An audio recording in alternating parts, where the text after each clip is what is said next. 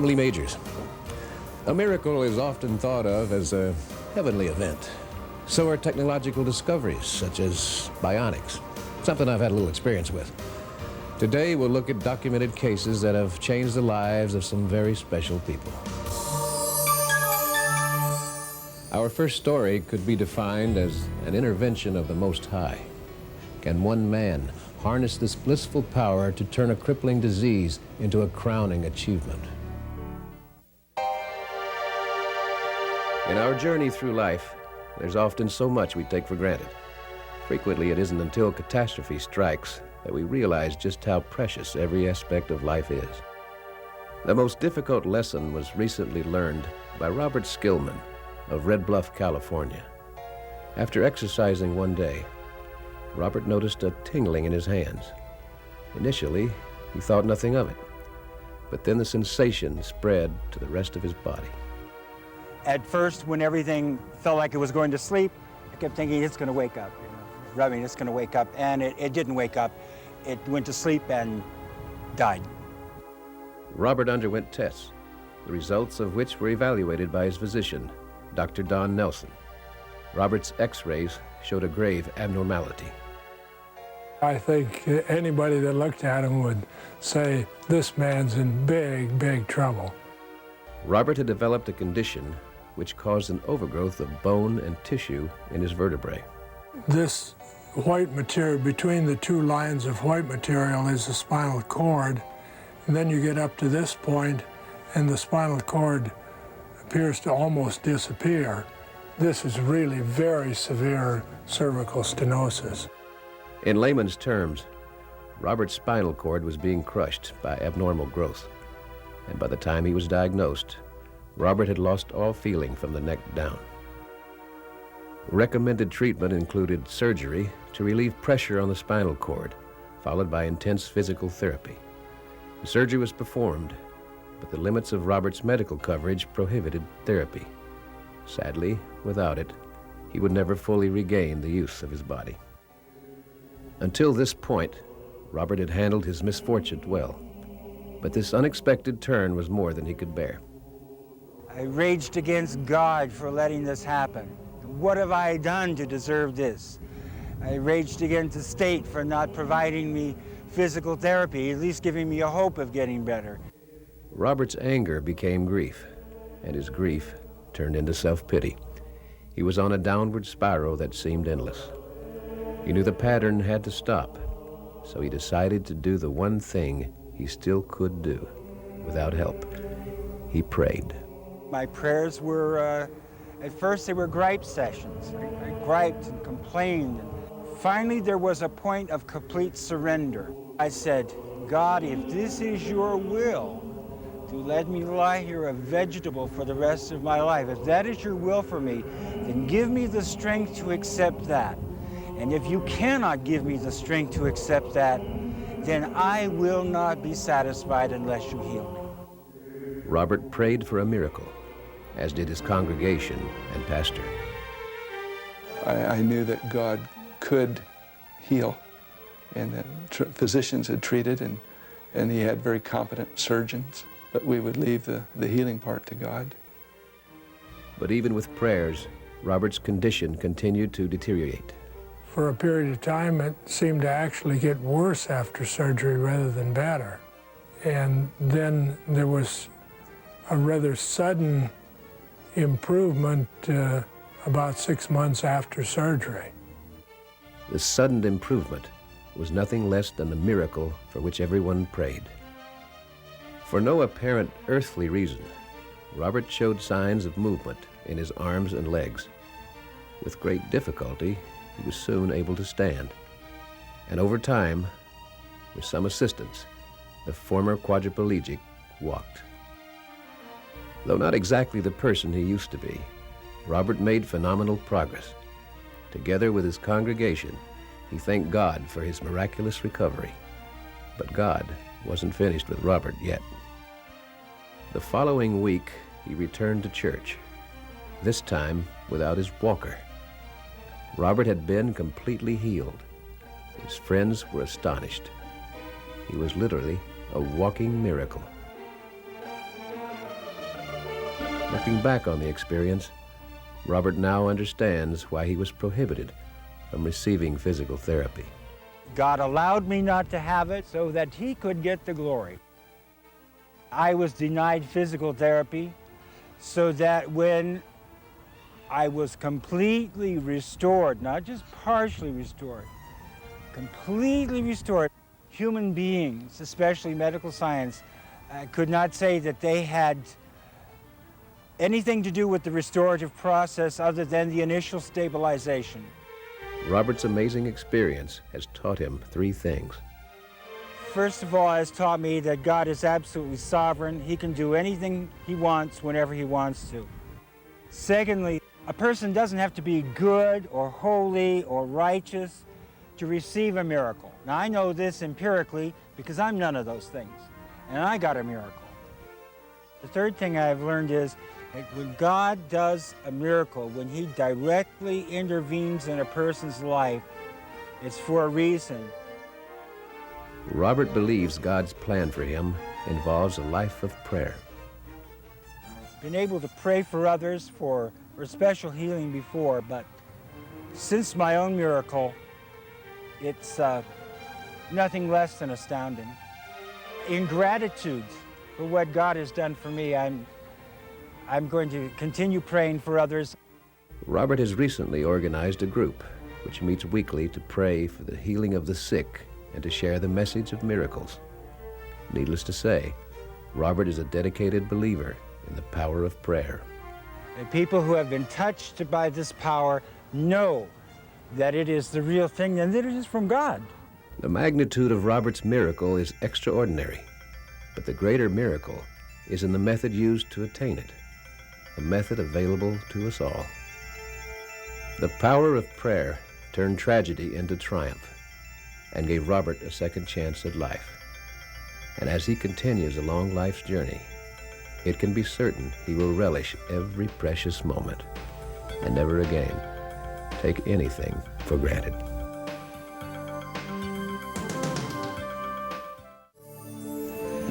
You know, there have been many cases of mothers and their children connecting spiritually to each other, sometimes from thousands of miles away. A boy is injured and his mother simultaneously feels a sharp pain in her side. Or she senses tragedy on a plane trip her daughter will make and begs her not to fly. She doesn't, but learns through a news flash that her flight crashed, killing everyone on board. The awareness of family spirit is perhaps the most enduring and purest miracle of them all. The bond between mother and child begins the instant a woman perceives life in her womb. And once established, this connection grows into a love so complete that for the sake of her child's safety, a mother will do anything, even lay down her own life. Ironically, this ultimate act of a mother's love also brings about the end of her maternal devotion. Or does it? Some people believe that Chrissy Skubish loved her son so much that not even death could keep her from safeguarding him. Some believe that before departing this world, Chrissy got help from the next world to ensure the survival of her only child. Chrissy's story begins with a dream her aunt had. I dreamed of me sitting in the back seat of a car. It was night, and I could see a silhouette of a little boy standing in a seat. And I could see a woman driving, and all I could see out of the window was just light. Karen had previously had dreams which turned out to be precursors to family misfortune. Though she could not decipher this dream's exact meaning, she knew it did not bode well. 2 days later, she learned Chrissy and her little boy, Nick, were missing. Last seen on Highway 50 in Northern California, Chrissy was driving to Nevada and then on to Southern California to see her Aunt Karen. When she didn't arrive where she was supposed to arrive, I figured, you know, she just changed her mind. So I didn't really get worried about it for a day or two, and then I did. An investigation was initiated, but the authorities had little to go on. At one point, a man reported seeing an unusual sight on Highway 50. but no one felt it was case-related until later. He had a cellular phone, and he stopped right there and from the spot called 911 because he seen a woman running backwards and forth on the side of the road there. Meanwhile, Karen's concern for Chrissy grew. I mean, I had no idea if she had been abducted, if she had been in a wreck. I didn't know why she was missing. Karen knew her worrying was only wasting precious time and decided to focus her energy on pinpointing her niece's location. When I would try to visualize where she could be, I could only see those exits out of Placerville. Though the vision was not clear, Karen's desire to find Chrissy was. So she and her husband, John, set out on an 8-hour trek to Placerville, a town not far from where the woman was seen running on the road. At about the same time, Deborah Hoyt and her husband, Nicholas, were leaving Placerville. Like Chrissy, they were driving toward Nevada on Highway 50. Deborah was watching for deer, but what she saw was the most shocking thing she'd ever witnessed. Lying on the roadside was the nude body of a woman. She was really, really white. I kept remembering to myself that she must have been in the cold for a long time to be so white. Horrified by the ghastly discovery, the Hoyts raced to a nearby telephone, where Deborah notified the California Highway Patrol. She stood by and waited for them and went into the CHP vehicle with one of the CHP officers and searched the area. However, they were unable to find anything. They thought it was kind of strange because she was very sincere in what she believed she saw. But what had Deborah seen? Though the officers conducted a thorough search, a body could not be found, nor was there evidence that one had ever been there. Was Deborah mistaken? Was there really a nude woman on the road? She was serious and believed that's what she'd seen and was still upset when they weren't able to find the body which she believed she'd seen. As the officers investigated Deborah's claim, Karen had another premonition. I just felt there was going to be something on the side of the road that would be a belonging, a toy, a ring, I didn't know. If Chris had been there, there was going to be something I was going to find. Karen arrived in Placerville about dawn and notified the sheriff's department that she and her husband planned to search Highway 50 on foot to find whatever that something was. Deputy Strasser was on duty at the time, and seeing the determination in Karen's eyes, decided it would be best if he accompanied her. With Karen and John a distance behind him, the deputy led them down Highway 50. Because it was now daylight, Deputy Strasser felt he should also follow up on the Deborah Hoyt sighting. He drove to the spot where the nude woman had been reported. When he got there, he didn't find a body, but he did find something that was not there the night before. Near what we call Bullion Bend, east of Pollock Pines, I found a child's tennis shoe in the roadway. The shoe was Nick's, and further investigation revealed the wreckage of a car. The car was in pretty bad shape. It had hit a tree and kind of tumbled a little bit. And I found in the driver's seat, I found a white female. It was Chrissy. Unfortunately, she had perished in the crash. I looked over and I saw a young, nude boy basically lying in the passenger seat in a fetal position. And I believe both of them were killed as a result of the accident. But Nick was alive, a fact many found amazing, because the 3.5-year-old had been without food or water for over 5 days. Also during that time, the temperatures had ranged from 40 degrees at night to over 100 degrees during the day. It is believed Nick removed his clothing when the heat became too much for him. Suffering from hypothermia and severe dehydration, Nick was rushed to a nearby hospital. The doctor said if Nick had been there another hour, 2 hours, that he wouldn't have. I mean, Nicky was close to death when he was found. But thanks to Karen's premonitions and Deputy Strausser's police work, Nick was found in time and recovered. But what of the dead woman on the roadside? Is she owed a debt of gratitude as well? Her presence did bring attention to the site, which in turn brought Nick's rescuers. Some have speculated that what Deborah saw was Chrissy Skubish's ghost, but Chrissy's family rejects that theory.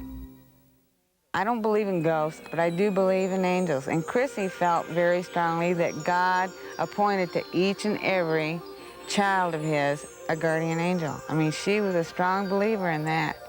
I feel that it was her or Nikki's guardian angel.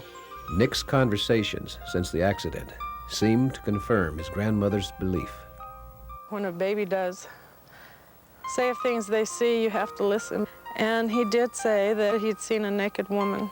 He said there was two. One lady was running on the road. He could see her running back and forth. And we asked, where was the other one? And he said she was standing next to the car door by him. Was the naked woman Nick saw a guardian angel? If so, why was she so agitated? Nikki was there. Nikki was still alive. God had to draw attention to that area some way. Nick himself has talked of angels visiting him while he waited to be rescued. He has told his grandmother that he's seen Jesus' angels and that they're very pretty. And when asked how his shoe mysteriously appeared on the road, Nick gave an unexpected response. And I said, did it fall out of the car? And he said, I don't know. And then he said, maybe Angel put it there. And I said, maybe, Nikki, maybe. He'll tell you that my mommy died, and you tell him you know. And he said, but I died too, and I was with Jesus. Did Nick die and go to heaven? If so, why was he sent back? God's got a plan for Nikki. Now, what it may be, I don't know. But there was a reason why God kept him alive. I intend to be there when he gets there and help him there. I'm going to help him along the way, and I'm going to be there when he achieves whatever it is God has in mind for him. I mean, things like this don't happen every day. Brenda and her husband Dave have recently adopted Nick, and a year after losing his mother, Nick is doing just fine. He has even mastered saying his new name. Nick Anthony Scoobish Jackson-Bach. Let's go play. No one can be certain what the future holds for Nick, who has been called a miracle boy. But whatever God does have in store for him, it's certain that Chrissy will be watching over her child with a mother's love that will not die. The stories we just saw dealt with great inspiration and faith. These are the true miracles of the soul. Now, many skeptics claim that one's psychic ability or faith in God is nothing more than mind over matter, better known to us as physician, heal thyself. But there is a great amount of truth in that. But still, there are those moments when something unexplainable takes over where logic leaves off.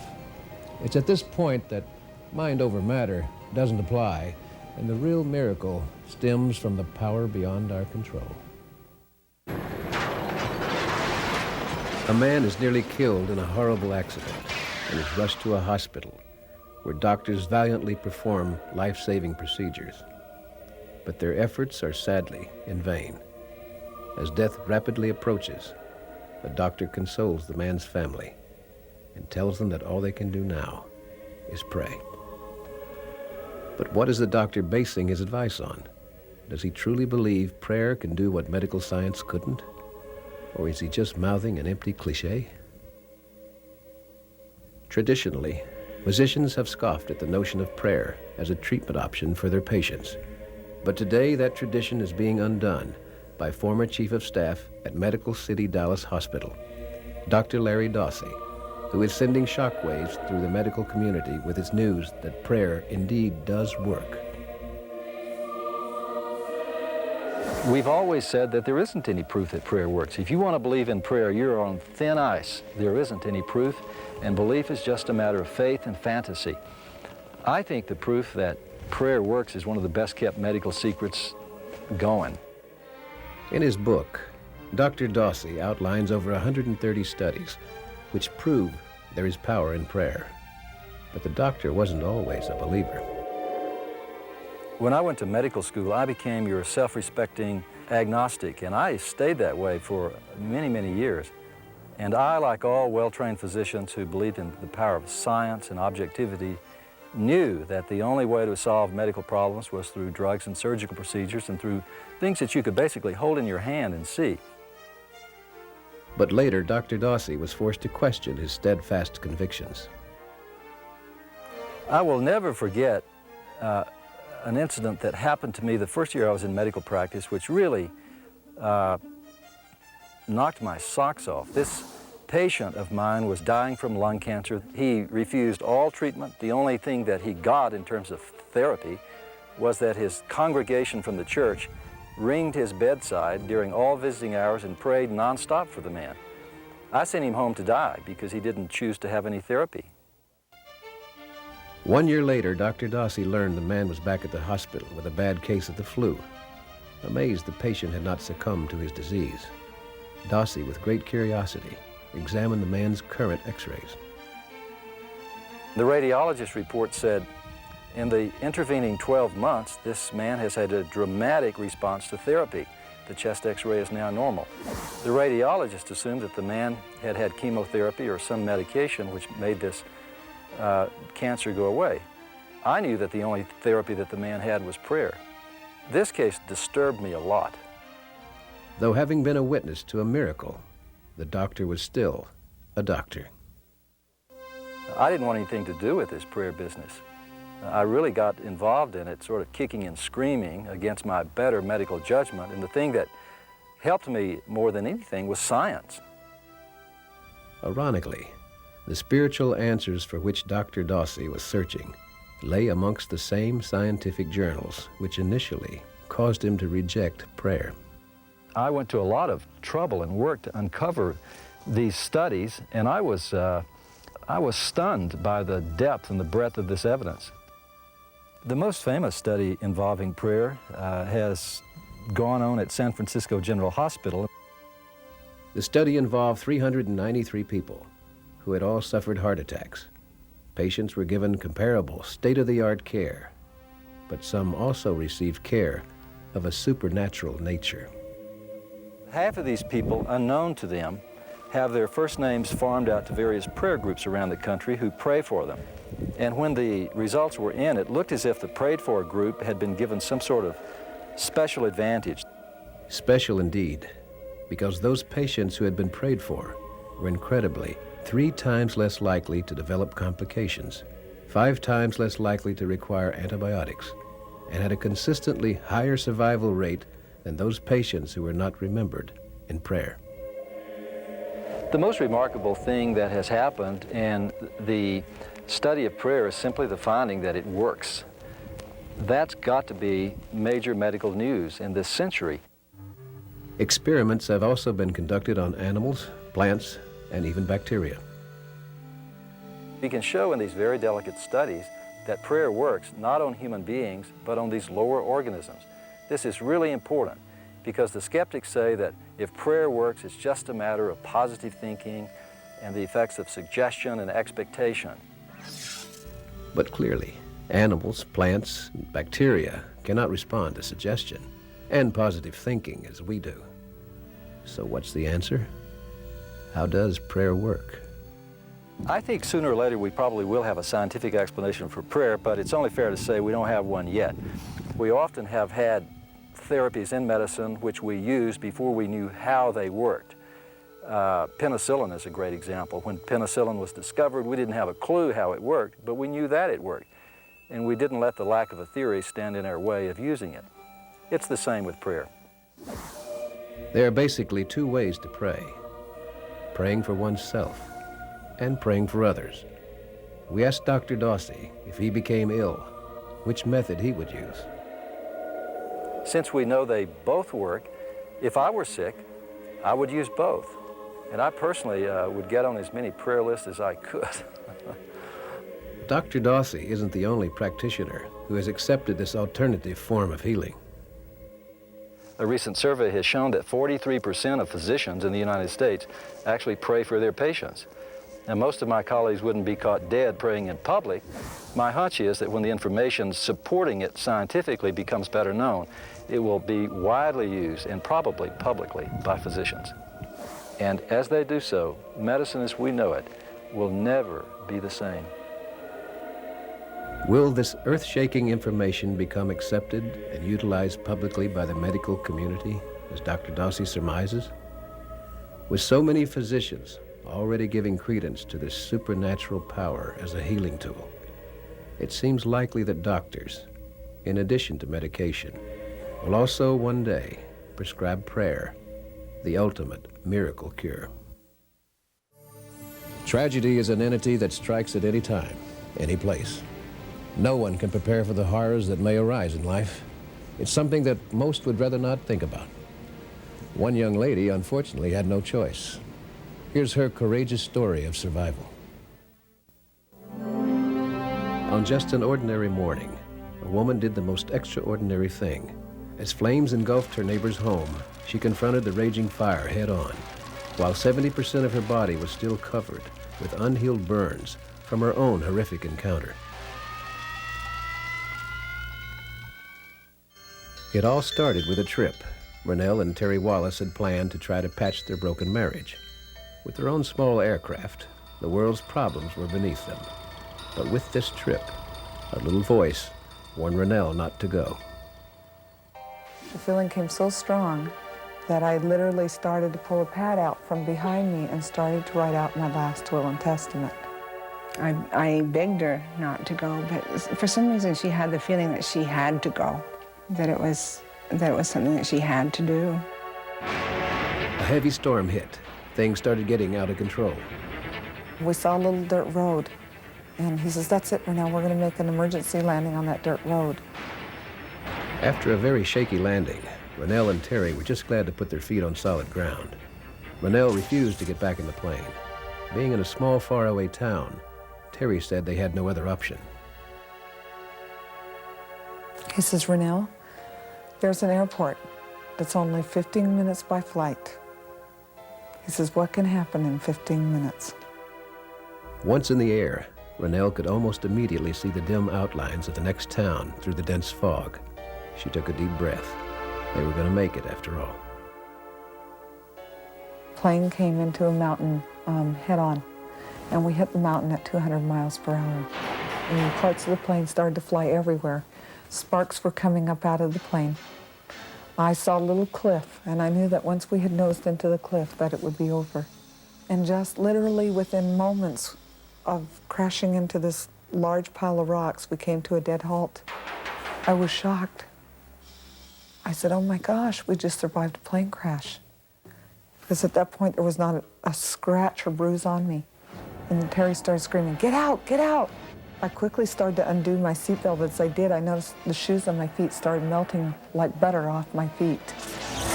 The fuel inside the aircraft met with the flames outside. It just was an instant inferno. It felt like someone took a blowtorch, lit it, and it just inflamed right in your face. And then just then, as you see a strong, muscular hand kind of like this, came out kind of from behind me like this. I just saw a little bit like that, and I just felt this. I just felt peace and tingling go from the center in both directions, and I felt I wasn't going to get hurt. On the other side of the plane, Rennell was on fire. The pain of the flames literally drove me down to my knees. I started to crawl across the wingtip as the flames were coming up along the side. The drizzle finally doused the fire on Rennell's body. As I sat on the rock, the smoke started to come up over my body, and there was a dead silence. The aircraft was now a pile of melting metal, swallowed up in the blaze. Terry was nowhere in sight. At that moment, I started to notice a movement inside the flame. It was Terry walking out of the flames toward Rennell. As he came over to the end of the wingtip, he started to look in the fog, kind of bewildered. He says, "Rennell, where's the man that pulled me out?" I said, "Terry, there was no man." No one had seen or heard the crash. A grueling 5-mile hike down a mountain through a dense forest began. They had no idea where they were going. Eventually, a truck driver noticed the horrifying sight beside the road.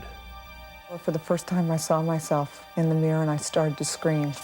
My head was swollen out to the distance of my shoulder. My face was black and charred. The physical and emotional pain overwhelmed Ronell. Her body went into shock, and then cardiac arrest.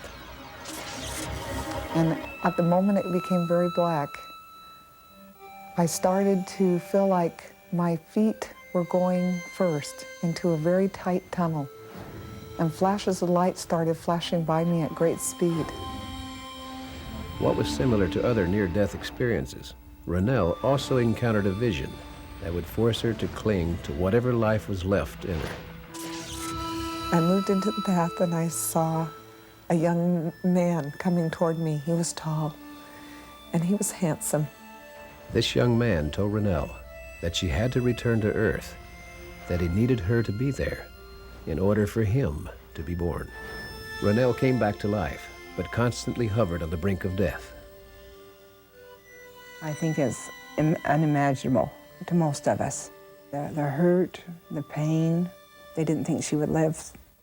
But she did pull through, and just as miraculous, faith triumphed, and Ronell and Terry's love reignited, saving their failing marriage.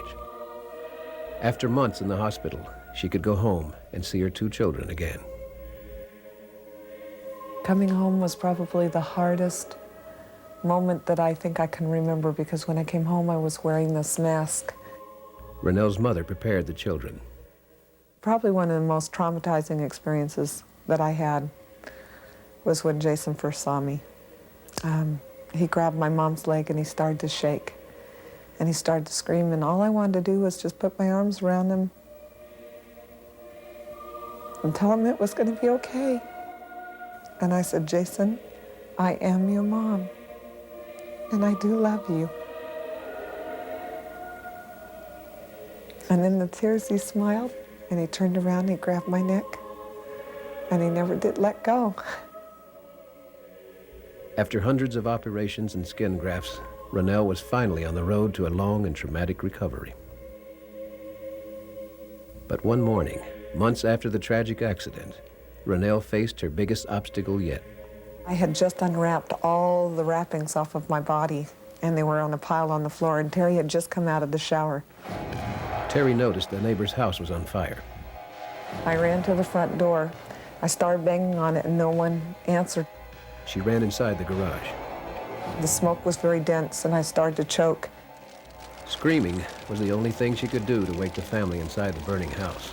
Once everyone was safely outside, it was just a matter of minutes before the house collapsed. In her speaking, in her book, she's done a lot of good. She's come a long, long way. A long, long way. She's touched a lot of hearts and a lot of people, so that the experience has really turned into somewhat a positive thing. And to hear her speak makes me proud. I look at her every day and just wonder, how she's still here. Ronell and Terry had only one more wish, to have more children. They told me I'd never have kids again. Once again, Ronell beat the odds, but shortly before giving birth, she had another vision. And as I was laying there on the bed, I saw an image of a young man standing next to me. And he said, "Thank you, Mom." And I said, "Thank you, Nathaniel." And that moment they came in, they turned me around, and I had my son.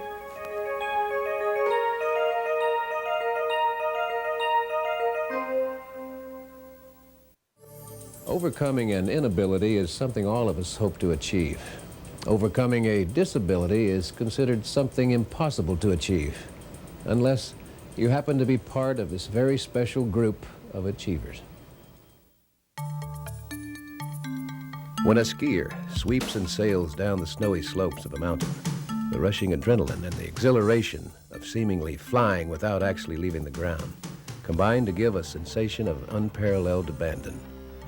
But even the slightest wrong turn at such high velocities could instantly twist this unleashed freedom into an unforgiving and permanent confinement. Such was the case with David Kiley, who at the age of 19 severely injured his spinal cord while skiing with friends. He was told he would never walk, ski, or be able to participate in countless other activities ever again. The news, initially, was devastating. But eventually, the avid skier vowed to one day find a way to propel his now disabled body to the top of a mountain and ski back down. And years later, what some considered a noble but hopeless dream has become a reality, not only for David, but for other physically challenged individuals who have refused to watch from the sidelines in wheelchairs as the world passes them by. On the contrary, here at the California Adaptive Ski School, students have found an outlet where at times the world has to catch up to them. The school should probably be renamed to the Adaptive Fun School, you know. It doesn't matter that what level of a skier you are or what level of an injury you are.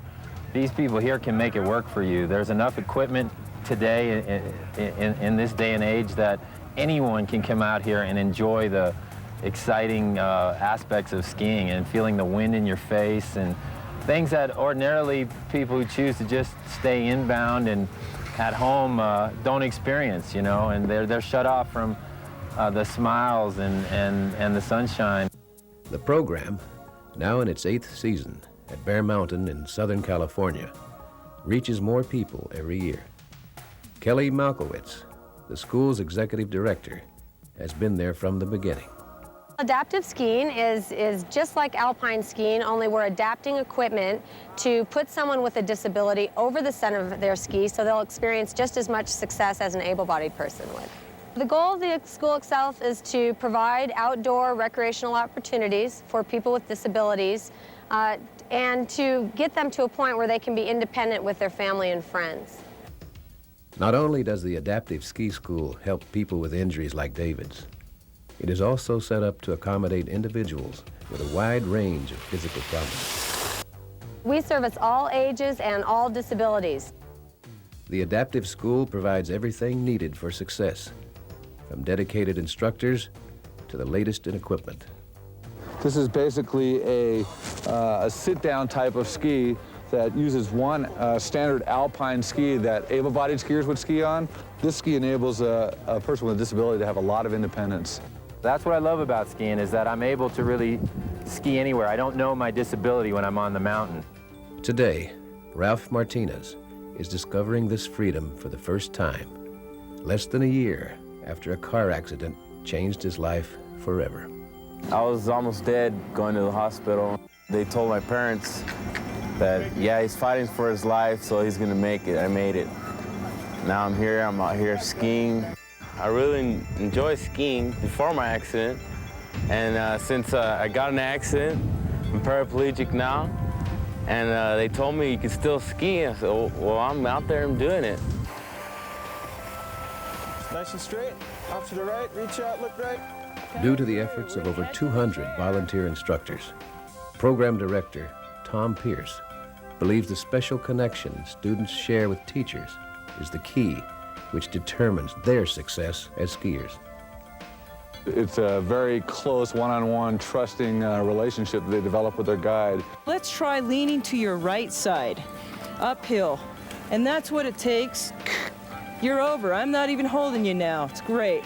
Sue Ono, a physical therapist from UCLA, is a volunteer at the Adaptive School.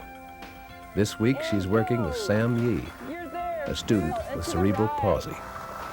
This is a great outlet for people to get some speed, to enjoy the outdoors.